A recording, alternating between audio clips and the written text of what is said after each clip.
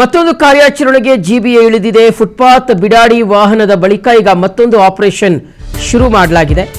Operation private ಬಸ್ಗೆ ಇಳಿದಿರುವಂತದ್ದು GBA. ಈಗ ಮತ್ತೊಂದು ಆಪರೇಷನ್ ಬೆಂಗಳೂರಿನಲ್ಲಿ ಜಿಬಿಎ ಅಧಿಕಾರಿಗಳು ಮತ್ತೊಂದು ಕಾರ್ಯಾಚರಣೆಯನ್ನು ಶುರು ಮಾಡಿದ್ದಾರೆ. ಆಪರೇಷನ್ ಫುಟ್ಪಾತ್ ಆಯಿತು, ಆಪರೇಷನ್ ಬಿಡಾಡಿ ವಾಹನಗಳಾದವು. ಈಗ ಆಪರೇಷನ್ ಪ್ರೈವೇಟ್ ಬಸ್ಗೆ ಕೈ ಹಾಕಿರುವಂಥದ್ದು.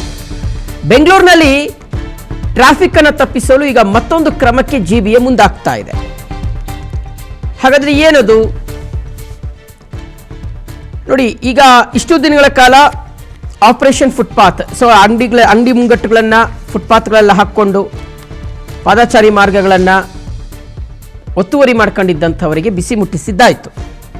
ಆಮೇಲೆ ರಸ್ತೆ ಅಕ್ಕಪಕ್ಕ ಸುಮ್ಮನೆ ಬೇಕಾಬಿಟ್ಟಿಯಾಗಿ ನಿಲ್ಲಿಸಿರ್ತಕ್ಕಂಥ ವೆಹಿಕಲ್ಸು, ಅದಕ್ಕೂ ಸಹ ಬಿಸಿ ಮುಟ್ಟಿಸುವಂಥ ಒಂದು ಕೆಲಸ ನಡೀತು. ಈಗ ಫುಟ್ಪಾತ್ ತೆರವು ಬೆನ್ನಲ್ಲೇ ಖಾಸಗಿ ಬಸ್ಗಳಿಗೆ ಬಿಗ್ ಶಾಕ್ ಅನ್ನು ಕೊಟ್ಟಿರುವಂಥದ್ದು.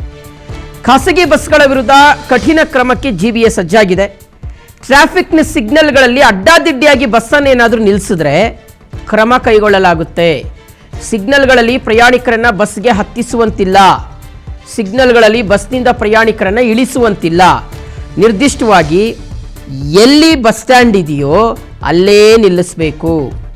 ಎಲ್ಲಂದ್ರಲ್ಲಿ ನಿಲ್ಲಿಸೋದು, ಹಿಂದ್ಗಡೆಯಿಂದ ಯಾವುದಾದ್ರೂ ಬೈಕೋ ಕಾರೋ ಬಂದರೆ ಗುದ್ದು ಬಿಡೋದು, ಬರೀ ಹಿಂಗೆ ಆಗೋದು ಕತೆಗಳು. ಸೊ ಹಾಗಾಗಿ ವಾಹನ ಸಂಚಾರಕ್ಕೆ ಅಡ್ಡಿ ಮಾಡಿದರೆ ಕಾನೂನು ಕ್ರಮವನ್ನು ಕೈಗೊಳ್ತೀವಿ ಅಂತ ಜಿಬಿಎ ಹೇಳಿದೆ.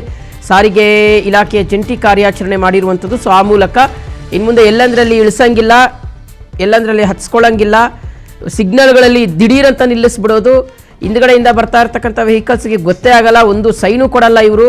ಸೊ ಇದು ಅಪಘಾತಕ್ಕೂ ಸಹ ಕಾರಣ ಆಗ್ತಾ ಇದೆ. ಹೀಗಾಗಿ ಜಿಬಿಎ ಮತ್ತು ಸಾರಿಗೆ ಇಲಾಖೆ ಜಂಟಿ ಕಾರ್ಯಾಚರಣೆಯನ್ನು ಮಾಡಿದೆ.